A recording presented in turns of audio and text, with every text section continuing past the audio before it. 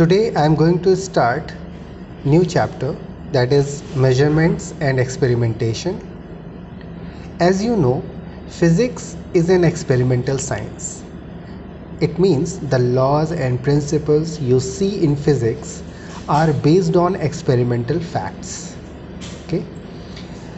And the experiments require measurement. Okay?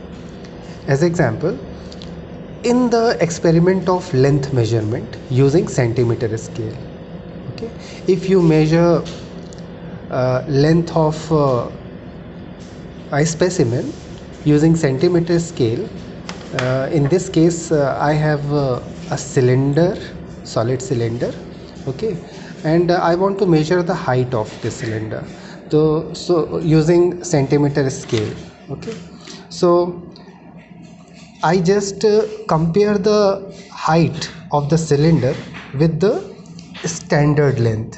So this is the standard length and this is the unknown length. Okay, I am just comparing the unknown length with the known length.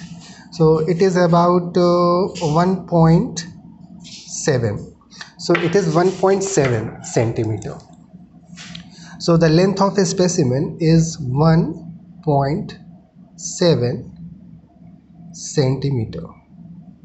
Okay.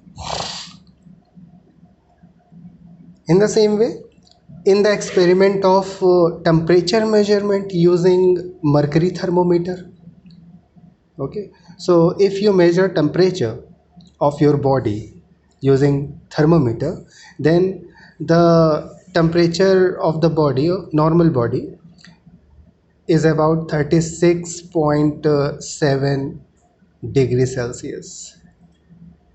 Okay, so we see that the outcomes of the measurement,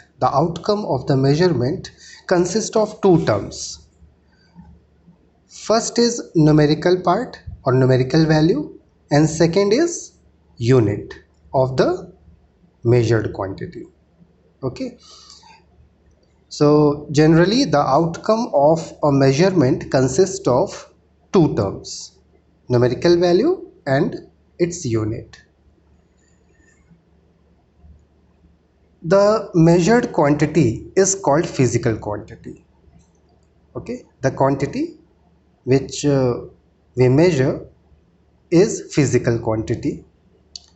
All physical quantities are measurable. We can measure all physical quantity exist in physics. Physical quantities are classified into two categories. First is basic or fundamental, and second is derived. The fundamental physical quantities are independent quantities. That is, they do not depend on other physical quantities. There are 7 fundamental quantities. Okay, I show you the table.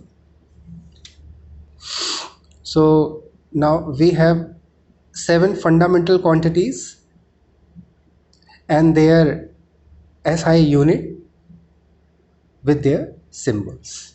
Okay, so the fundamental quantities are length, mass, time, temperature, electric current, luminous intensity, okay, and the amount of substance. In SI system of unit, the length is measured in meter, mass in kilogram, time in second, temperature in Kelvin, electric current in ampere, luminous intensity in candela, and amount of substance in mole. In rest, all physical quantities are derived, like speed, acceleration, momentum, force, work. These physical quantities can be derived from the fundamental quantities. Okay, so, or in other words, you can say these quantities can be expressed in terms of fundamental quantities. Okay, in the case of speed depends on length and time. Momentum depends on mass, length and time. Okay, so these are fundamental and derived quantities.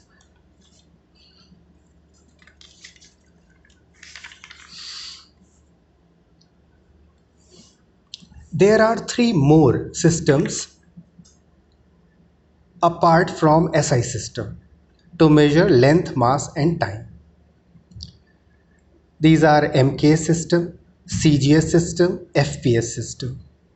In MK system, length is measured in meters, mass is measured in kilogram, time in second. In CGS system, length is measured in centimeter, mass in gram, time in second.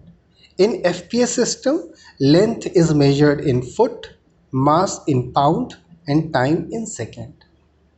There is a relation between foot and centimeter and pound and gram.